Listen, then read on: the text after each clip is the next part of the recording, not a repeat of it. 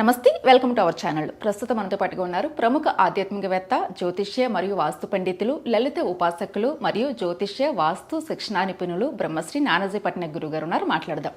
నమస్కారం గురువుగారు. నమస్కారం గురువుగారు. శ్రీమాత్రే నమః.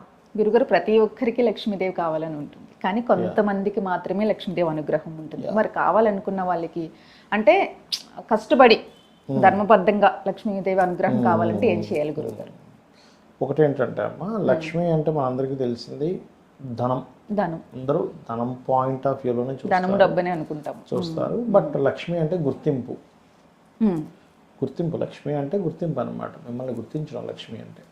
ఆ గుర్తింపు ద్వారానే పేరు రావచ్చు, ధనం రావచ్చు, ఏదైనా రావచ్చు మనకి. అందుకే మనకి లక్ష్ములు, అష్టలక్ష్ములు ఉంటాయి. ధనలక్ష్మి, ధాన్యలక్ష్మి, సంతానలక్ష్మి, ధైర్యలక్ష్మి. ఇంత ధైర్యం ఉంది, అది కూడా లక్ష్మియే. అంతే. మనకుండే గుర్తింపే లక్ష్మి. నువ్వు గుర్తింపుని తెచ్చుకుంటే లక్ష్మి ఆటోమేటిక్గా దాంతో సంబంధం కలిగి ఉంటుంది. అంటే ఎలా అంటే ఇప్పుడు చూడండి, ఒక రాజకీయ నాయకుడు మనం ఎలా గుర్తిస్తాం? అతను ఇచ్చే స్పీచ్ వల్ల గుర్తిస్తాం, మాట్లాడటం వల్ల గుర్తిస్తాం. దాని తర్వాత మాట్లాడిన తర్వాత ఆ మాటలు ఎంతవరకు అతను చేస్తున్నాడు అనే పని వల్ల గుర్తిస్తాం. ఒక యాంకర్ మీరున్నారు, మీరు చేసే యాంకరింగ్లో క్వశ్చన్స్ వల్ల మీకు గుర్తింపు వస్తుంది. హోటల్ ఉంది, ఆ హోటల్లో ఉండే పదార్థం వల్ల ఆ హోటల్ గుర్తింపు వస్తుంది. అంత బాగుంటాయి అంటే అందులో బాగుంది అనుకో, మనం అక్కడికే వెళ్తాం, రూపాయి ఎక్కువైనా పర్లేదని. బాగాలేదు, 10 రూపాయలకి ఇస్తే మనకేం లాభం? ఫుడ్ ఏం తింటాం? 100 రూపాయలనే పెట్టి తింటాం. వాడు 10 రూపాయలకి ఇస్తా అన్నా తినం. ఎందుకు అంటే ఆ గుర్తింపే లక్ష్మిని తెచ్చిపెడుతుంది, డబ్బులు తెచ్చిపెడుతుంది. సో గుర్తింపు ఈజ్ లక్ష్మి, ఇది గుర్తుపెట్టుకోండి. అయితే కొంతమందికి ఏమనిపిస్తుంటుంది అంటే, మేము ఎంత కష్టపడుతున్నాం, ఎందుకు రావట్లేదు అంటే డబ్బులు అంటారు. అవును గురువు. వేరే వాళ్ళకంటే చాలా బాగా పెడుతున్నాం మేము, కానీ మాకు ఎందుకు రావట్లేదు అంటే, ఒకటి వాళ్ళ జన్మజాతకంలో ధనాన్ని ఇచ్చే మహాదశలు నడవు కొంతమందికి.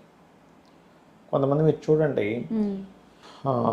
చదువు అయిపోతుంది, వాళ్ళు చాలా టాలెంటెడ్ ఉంటారు, కానీ వాళ్ళకి డబ్బులు రావు. బికాజ్ ఆఫ్ సెకండ్ హౌస్ అంటారు. అంటే 2వ స్థానం కానీ, పంచమ స్థానం కానీ, భాగ్యస్థానం కానీ, లేకపోతే లాభస్థానం కానీ, దశమ స్థానం కానీ, ఇట్లా కొన్ని స్థానాలు ఉంటాయి. అవి శుభగ్రహాలతో సంబంధం లేని మహాదశలు నడుస్తూ ఉంటే వాళ్ళకి డబ్బులు రావు పెద్దగా. ఏదో అంతంత మాత్రం నడవడానికి మాత్రం డబ్బులు వస్తాయి, కానీ సంపాదించలేరు. మనం మనీ పాయింట్ ఆఫ్ వ్యూలో కనుక తీసుకుంటే, ఎందుకంటే లక్ష్మి అంటే అందరికీ మైండ్లో తిరిగేది ఇదే కాబట్టి. అయితే ఇక్కడ ఏంటంటే, లక్ష్మీదేవి అంటే ఎవరు అంటే గుర్తింపు అనే విషయాన్ని మనం అర్థం చేసుకోవాలి. లక్ష్మి ఎవరి దగ్గర ఉంటుందంటే విష్ణుమూర్తి దగ్గర ఉంటుంది కాబట్టి మనం అర్థం చేసుకోవాలి. విష్ణు అంటే మనకి ఈ కారకుడు, స్థితి కారకుడు, అంటే ప్రజెంట్ కారకుడు. అంటే నువ్వు ప్రజెంట్లో కనుక ఉండి విష్ణువుని ఆరాధిస్తూ ఉంటే లక్ష్మీదేవి ఆటోమేటిక్గా మీకు వస్తుంది. దీంతోపాటు లక్ష్మీదేవి అనుగ్రహం కలగాలంటే మనకు సెకండ్ హౌస్కి చేసినటువంటిది ఏదో మనం పాపకర్మ చేస్తుంటాం పూర్వజన్మలో.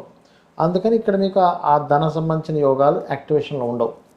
అలాంటప్పుడు పర్టికులర్గా మీరు నవగ్రహాలలో శని, బుధ గుర్తుపెట్టుకోండి. శని, బుధ గ్రహాలకి శనివారము, బుధవారం, ఇది అన్ని లగ్నాల వాళ్ళకి పనిచేస్తుంది. ఇది దీపారాధన చేసి శని, బుధ అండ్ మంగళవారం ఈ 3 రోజులు కనుక దీపారాధన చేసి, నేతితో కానీ నూనెతో కానీ ఈ 2 గ్రహాల దగ్గర దీపారాధన చేసి ప్రదక్షిణం చేసుకొని, దగ్గరలో గోశాల ఏదైనా ఉంది అంటే కనుక శుక్రవారం పూట ప్రత్యేకంగా వెళ్ళి తీపి చపాతీలు లేదా చపాతీకి తేనె పూసి నూనె వేయకుండా చేసిన చపాతీల మీద, గోధుమలతో చేసిన చపాతీ అయి ఉండాలి, మైదా కాదు మళ్ళీ అది, గోధుమ పిండితో చేసిన 3 చపాతీలు నూనె వేయకుండా చేసి దాని మీద కొంచెం తేనె పూసి చిన్న చిన్న ముక్కలుగా చేసి గోవుకు తినిపించండి ప్రతి శుక్రవారం తినిపిస్తూ, లక్ష్మి అంటే కేవలం ఏదో పట్టణంలో ఉన్నదన్నట్టే కాకుండా నా చుట్టూ ఉన్న ప్రతి ఆపర్చునిటీ లక్ష్మి. కస్టమర్ వచ్చాడు, ఒక క్లయింట్ లక్ష్మి.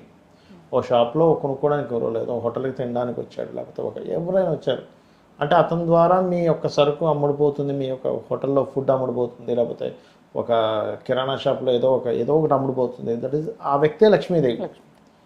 అది ఫస్ట్ బాగా అర్థం చేసుకోవాలి. చాలామంది చేసే మిస్టేక్ ఏంటంటే ఇక్కడ విస్మరిస్తారు. ఇక్కడ ఎంతసేపు ఈ ఫోటోలో ఉన్న అమ్మవారిని పట్టుకుంటారు, కానీ ఇదే అమ్మవారు ఆ రూపంలో వచ్చిందని గుర్తించగలగాలి. మరి కొంతమందికి ఏమనిపిస్తుంది అంటే, ఏమంటే మరి ఎంతో పూజలు చేస్తున్నాం రావట్లేదంటే, మీరు పూజ చేసేది రావడానికంటే కూడా ఇచ్చిందని గుర్తించడానికి మీరు చేయాలి. ఆల్రెడీ లక్ష్మీదేవి రకరకాల రూపాల్లో ఇచ్చేసింది. పుత్ర రూపంలో ఇచ్చింది, అన్నం రూపంలో ఇచ్చింది, అమ్మాయి ఇన్ని రూపాయలు నువ్వు నాకు ఇచ్చావు, బట్ మనీ రూపంలో కూడా నాకు కావాలని చెప్పి ప్రార్థించడం. ఓకే.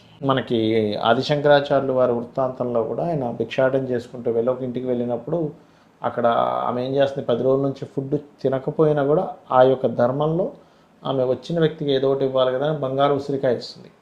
అలాంటప్పుడు అతను అరే ఇంత దారిద్రంలో ఉన్నది ఏంటి విడా అని లక్ష్మీదేవిని ప్రార్థిస్తాడు. లక్ష్మీదేవి వచ్చి ఒకటే మాట అంటుంది, నేను ఆవిడకి ఇవ్వాలంటే ఆవిడకి ఏదో పుణ్యం ఉండాలి, పుణ్యం లేకుండా నేను ఇవ్వలేను అంటే ఇప్పుడు ధర్మం పాటించింది కదా నువ్వు ఇవ్వు అంటాడు. అప్పుడు బంగారు ఉసిరికాయలు కురిపిస్తుంది. ఇప్పటికీ ఉంది కాళ్ళడిలో ఆ ప్రదేశం, ఆ ఇల్లు, ఆ గృహము, ఆ పడిన ప్రదేశం అంతా కూడా. అంటే ఇక్కడ అర్థం ఏమిటంటే పూర్వజన్మ పుణ్యం ఒకటి ఉండాలి, లేదా ఇప్పుడు నువ్వు ధర్మమైనా పాటించాలి. ఏ ధర్మాన్ని పాటించాలి అంటే నీకు గుర్తింపునిచ్చే ధర్మాన్ని నువ్వు పాటించాలి. అంటే ఏంటి, పర్ఫెక్ట్నెస్లో నువ్వు ఉండాలి. ఏదైనా ఒక వర్క్ చేస్తే పర్ఫెక్ట్గా చేయగలగాలి.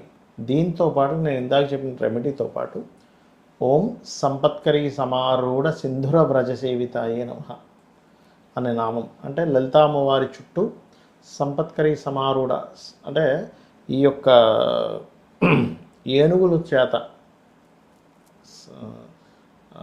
పరివేష్టి చేసుకుంటూ, అంటే అమ్మవారి చుట్టూ ఏనుగుల చేత ప్రదక్షిణం చేసుకుంటూ సంపత్కరి అమ్మవారిని ప్రార్థిస్తుందని అర్థం. ఏనుగులు అంటే ఏంటంటే సంపదకు కారకం, అదొకటి. రెండో నామం ఏంటంటే ఓం ధర్మాధ్యక్ష ధనాధ్యక్ష ధనధాన్య వివర్ధినియే నమః. ఇది చేసుకోవాలి.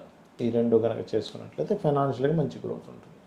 సింపుల్ రెమెడీస్ ఇంట్లో ఇంట్లో చేసుకుంటూ ఉండాలి. మంచి రెమెడీ. ఇంకోటి ఏంటంటే ఇంట్లో పొరపాటును కూడా స్త్రీ ఏడవనివ్వకూడదు. స్త్రీలు ఎక్కువ బాధపడుతున్నా ఏడుస్తున్నా కూడా లక్ష్మి నిలబడదట, గొడవలు పడుతున్నా నిలబడదట. అండ్ అదేవిధంగా సాయంత్రం సమయంలో ఇల్లు ఊడవకూడదు. చాలామందికి సాయంత్రం సమయాల్లో ఇల్లు ఊడుస్తూ ఉంటారు. ఇంట్లో వీలైనంత మటుకు దీపారాధన ఉదయం సాయంత్రం చేస్తూ ఉండాలి. ఇట్లా కొన్ని పాటించాలి. నెగిటివ్ ఎనర్జీస్ ఫామ్ అవుతాయి పాటించకపోతే. ఎప్పుడైతే నెగిటివ్ ఎనర్జీ ఫామ్ అవుతుంది ఇంట్లో పాజిటివ్ ఎనర్జీ ఎంటర్ అవ్వదు. పాజిటివ్ ఎనర్జీ ఉన్న దగ్గరే అమ్మవారు ఉంటుంది. ఇది అర్థం చేసుకోవాలి. గడప బోడిగా ఉండకూడదు. ఎప్పుడు కొంచెం పసుపు దాంతో అలంకరణ చేసుకుంటూ ఉండాలి. బికాజ్ ఆఫ్ గడప ఈజ్ ఆల్సో లక్ష్మీదేవి. అందుకే దానికి అలంకరణ చేయడం, పసుపు కుంకుమ పెట్టడం చేస్తూ ఉంటారు. అంటే ఇంట్లో ఉండే వాళ్ళు రక్షింపబడాలి అనేటువంటిది. సో ఈ నామం చేసుకుంటే, ఇవి కనుక చేసుకుంటే ఖచ్చితంగా బాగుంటుంది. ఇంట్లో పాటించాల్సిన నియమాలు, అలాగే చేసుకోవాల్సిన రెమెడీ చాలా చక్కగా చెప్పారు గురుగారు. ప్రతి ఒక్కరికి ఫినాన్షియల్ ప్రాబ్లం క్లియర్ అవుతాయి మీరు చెప్పినట్టు పాటిస్తే. అద్భుతంగా చెప్పారు గురుగారు. నమస్తే. శ్రీమాత్రే నమః.